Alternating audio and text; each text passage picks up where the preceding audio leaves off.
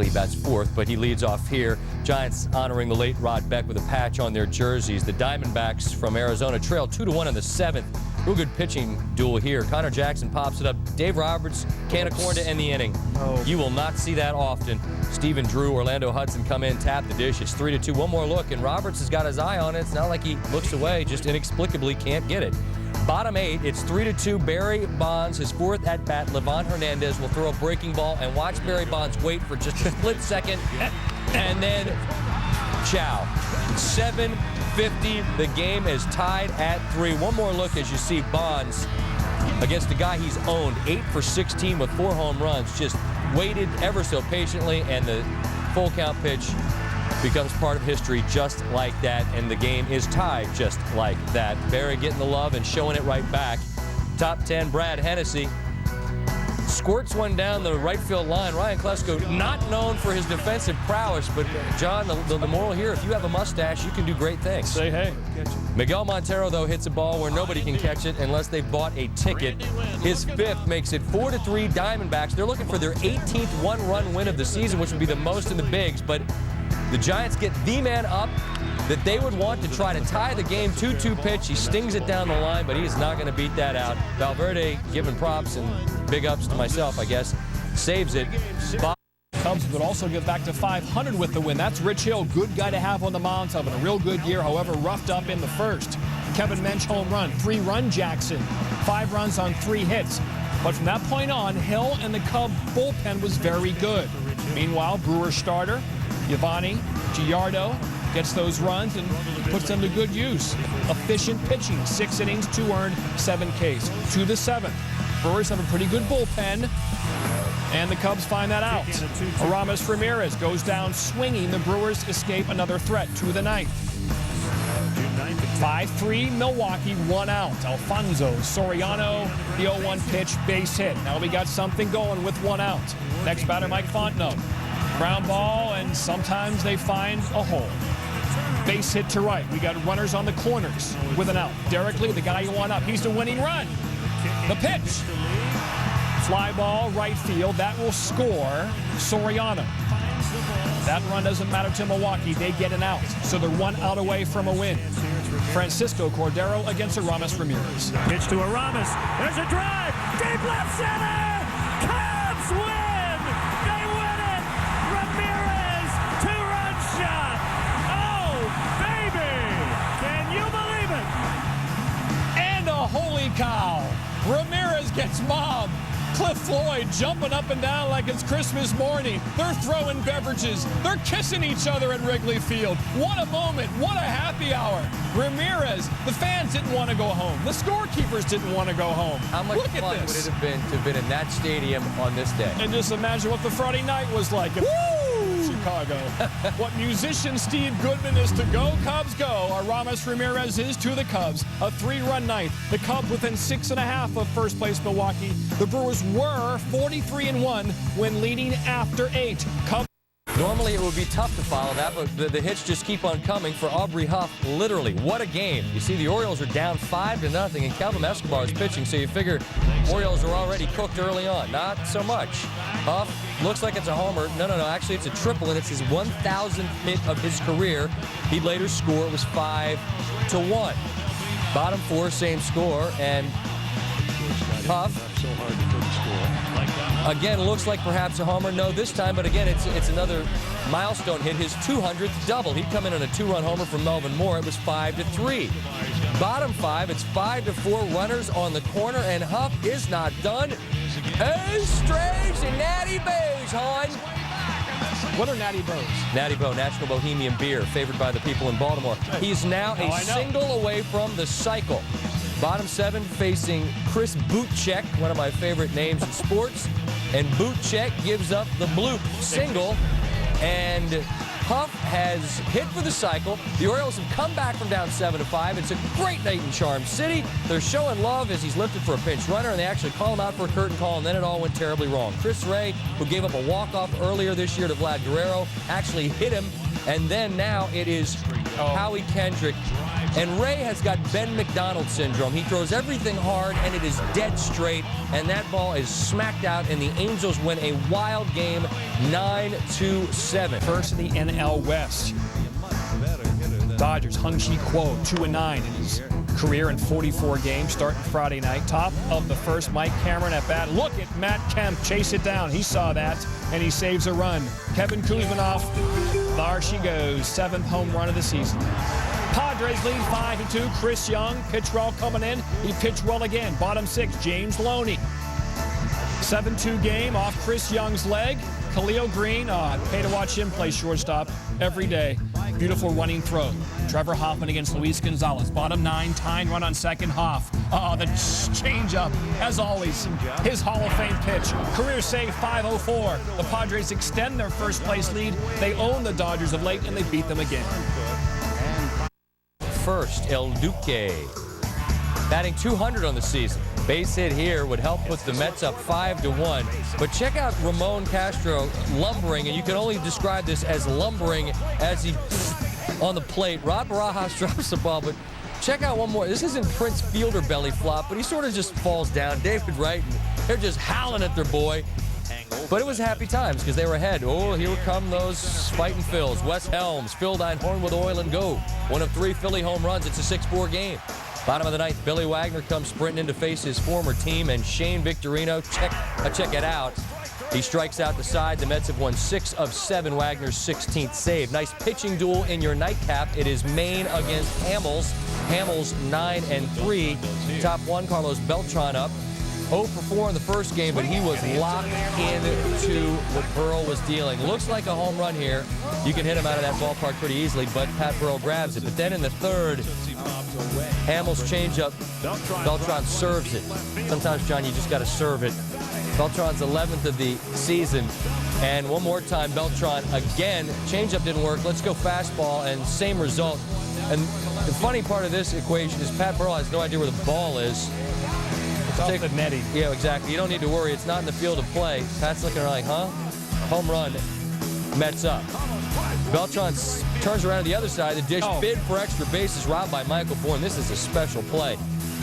In the netting of the glove, John Maine, ERA down to 2.74. He had 6 Ks in 8 innings. Greg Dobbs here gets the gas face, and then Billy Wagner, Pat Burrell. Last time Burrell faced him, he hit a game-tying homer. If he hits a home run here, he ties the game again. If he strikes out, the game's over. And he strikes out. That's it, that's all. Mets sweep 2 from the Phillies. Here's a nice 1-2. Santana Verlander. They met once. It was a 2-0 win for Verlander. Different deal this Friday night. Johan Santana 10-3 career against the Tigers. Verlander won his last 4 starts. You check the head-to-head. Well, you know about the hardware for Santana. He's got a Cy Young. Verlander, Rookie of the Year, pitched a no-hitter June 12th against Milwaukee. No no-hitter here. Justin Morneau, the MVP reigning. Well, that's a play that can't be made. And the Twins have a 2-0 lead in the top of the first. We head to the 5th. It's still 2-0. Verlander was shaky in the first, but sort of settled in. Then it all went terribly wrong here. Leadoff walk to Jason Tyner. Luis Castillo walks on 4 pitches. Chuck Hernandez comes out to settle down his Haas. Kay McBride is warming up the pen if need be. They will stick with Verlander. And he just, how's your command? Low and outside. Bases are again loaded for Joe Mauer, and that is bad news because he has got Mauer power. His first career grand slam. Serves that one the other way. His 4th home run of the season. The wheels have officially fallen off. It's 6-0, and you give Santana 6 runs, you can probably book that W. And Santana was dealing. Marcus Timms here. Gas face. Navy Perez. Changeup. And Curtis Granderson, which is going to be heat or changeup? Heat or heat? Cheese. Yeah, how about a plate of cheese? 3 straight Ks. Later in the inning, Carlos Guillen up, runner in scoring position. His streak of 11 straight games with an RBI ends, and this pitching duel ends up being 11-1. Not so much pitching. In the weekend with the best record in baseball, 9.5 game lead in the division. That's Carl Edwards of Roush Fenway Racing. Yes, the Red Sox owners are into racing now, and the 99 car visiting Fenway. Of course, he's just up the road in New Hampshire. At Loudon, top of 9, Red Sox protecting the 2-1 lead. Jonathan Papelbon believes that the game is over right there. It is so close. The replay perhaps appears Papelbon gets a cleat on the base before Lofton's cleat touches the base. Oh, so he's out. close. He's out. It appeared to be out. However, Mike Riley makes the call and doesn't throw out Papelbon. Meanwhile, Lofton steals another base, his 4th of the night. 3 pitches later to the same batter, Jerry Hairston. 1 out away. Look out. On the left wrist. Now the go-ahead run is on. However, Papelbon against Michael Young this year has been one-sided. He got a big performance in Texas earlier in the year, and now he does it again, this time at home. The Red Sox still the best record in baseball. Bronson Arroyo, 0-7, last 9 starts. Kip Wells, 2-11 this year. Both asked baseball to move the mound 20 feet closer for this game. Both were denied. Bottom 6, Reds down Josh Hamilton. No rookie in baseball. Has more homers this year than Josh Hamilton. His 13th. Reds up 2-1. Look who's back. Troy Percival. Nice. Good to see the big guy back. First appearance since July 9th of 05. Gets David Ross there. Squinting and chucking. Yeah, 1-2-3 inning. Top of 8-1. Encarnacion brings home Albert. And Percival gets the win. Good for him. Reds, worst record in the majors. Hey. More drama. Houston hasn't had a ton to cheer about until the last 2 nights. Craig Biggio still soaking in the glory of the 3,000 hit milestone. Garrett Atkins got a way to go, but he hit this one a mile. 11th home run, tied the game at 3. That ball's pounded. To the 9th, the Rockies lead 8-7. Brian Fuentes facing Carlos Lee. Now, Thursday night went about as bad for Fuentes as it did for Lauren Hill out in San Francisco. I understand Lauren's kind of lost her way. That's a grand slam for El Caballo that ended the game. So you've got the same deal here, Fuentes and Lee. And Fuentes does not want to give up a home run that ties it. And he would walk him on 4 pitches. Is that what those were? Well, the unintentional intentional. Later in the inning, Mark Loretta. Oh, Loretta. Same vicinity as Lee and the same result, a walk-off home run for the Houston Astros. Brian Fuentes, Speaking of the wheels falling off the apple cart, he would love to hit the rewind button and go back to when he was untouchable. Won 8-9 against Tampa Bay. It's the Ben Francisco show, his first major league start, and this is his first major league hit. Let's get that ball. I'm going to give it to my mama, or maybe put it in his own trophy case, whatever. We go to the 9th inning. It's Francisco again. Sean Camp is pitching. Oh, I'm sorry, it's not Francisco, it's Johnny Drama. Victory! Here's a long fly ball, deep left field. Crawford looking up. It is gone to Souvenir City. Ben Francisco, his first major league homer, sends everybody home happy. A walk-off homer for I love sports a lot. Man, I love sports. 28-12 at home are the Tribe. I like pie. The A's, the 7th best. That's Alex Rodriguez. His personal best for RBIs in a month is 34. Did that in April. Now he's done it again in June. 79th RBI overall. Here comes Hideki Matsui. Yankees lead 1-0. Mike Mussina cruising. Jason Kendall, last year his mega contract, strikes out. 7 innings for Mussina, just 1 earned run. Check out this play. Here comes Nick Swisher. And Scotty, he has no future in log rolling. No, you got to be able to stay upright and do the little twisties. Didn't have the log rolling shoes on. Good try, though. Good try.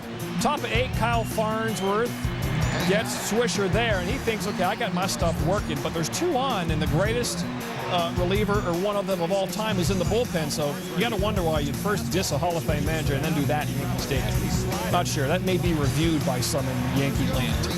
And there's Mariano getting Jack cussed. Maybe that's why they called him in. Yeah. Career save, 423 for Rivera. He's 1 behind John Franco for 3rd. And for Joe Torre, career win 2010 breaks his tie with Leo. Seattle, the longest winning streak in the American League. Oh, Dustin nice. McGowan, the best sideburns in sports. Those are just tasty. Choppers. He had a near no-hitter his last outing, and not so much here. Then Broussard brings in Jose Vidro and Jose Guillen. Mariners lead 2-1. 2nd inning, McGowan walks Richie Sexton. That brings in Ichiro. Mariners lead 4-1. Jared Washburn pitched well, and right now J.J. Putz is lights out. He's talking right there. You know who he's talking to? Kenji Jorma. He strikes out Alex Rios there. High heat, and Rios, stupid bat. Seattle's won 8 of 9. They are in the United States of America. I know people kind of lose track of them up there in the Great Northwest, but they are hot, those Mariners. Scotty, there are 19 arena. Tuesday Braves work. Here's Friday Braves work. Chuck That's James producing right there. The Braves looking to win their 4th straight game. Bottom 2. I'm trying to figure like an old silver-haired actor, like that guy right there. I couldn't come up with one. Right here. Look at the dude right there. Scott Thorne makes the catch. Give me one. Can you give one quickly? Leslie Nielsen. All right. Not bad. Steve Phillips, perhaps. Not an actor. Lee Marvin. Yeah. No! Always too late. Dan Uggla, bit of an Uggla swing, but Chipper Jones makes the play. Almost was a beautiful swing. Meanwhile, our boy Chuck James, the pitcher, scores Scott Thorman, the man who caught the ball near the Lee Marvin lookalike winner, and the Braves go on to win. Boy, they hit him. On Kobayashi to win. Time now for top plays. Derek Jeter has patented this play. Nobody does that play like Derek Jeter. The Yankees win 2-1. Someone calls it Jetarian, but that's just not a word. Number 9, James Blake against Juan Carlos Chicken Parm Ferrero. Blake. Oh! He's all over the place. What a diving stab right there. No. Arena football. Please show me that guy again. No. Shane Stafford, Jimmy Frizzell. Unbelievable grab. Oh, no review. I don't know. The Orlando loses 41-26. This is how I felt on prom night, 84. No! Left hook like you cannot believe! Oh my, this fight is over! That was Darnell Wilson.